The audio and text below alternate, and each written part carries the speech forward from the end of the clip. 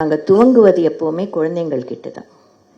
எந்த தெருக்கள் குழந்தைங்களுக்கு சேஃபாக இருக்கோ, எந்த சமுதாயம் குழந்தைங்களுக்கு பாதுகாப்பாக இருக்கோ, இங்கே பயமே இல்லை அப்படின்னு எப்போ நடக்க முடியுதோ, பக்கத்து வீட்டில் கூப்பிட்டா வருவாங்க, எதிர் வீட்டில் கூப்பிட்டா துணை இருக்கும், தெருக்கோடியில் ஒரு துணை இருக்கும் நினச்சி எப்போ நம்ம வாழறோமோ அப்போ தான் நம்ம எல்லாருக்குமே பாதுகாப்பு.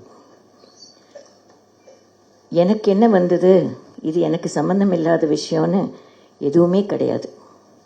இன்னைக்கு நம்ம பாதிக்கிற ஒரு விஷயம் எதிர் வீட்டில் ஒருத்தருக்கு இன்னொரு நாள் பாதிக்கும், பக்கத்து வீட்டில் இன்னொரு நாள் பாதிக்கும். ஸோ ஜனங்க பொதுவாக ஒரு சமுதாயமாக எப்போ ஒற்றுமையாக ஒன்றா சேர்ந்து வேலை செய்யணும். தெருக்கு தெரு நம்ம ஒருத்தருக்கு ஆதரவாக இருக்கணும், ஒருத்தருக்கு ஒருத்தர் தேவை.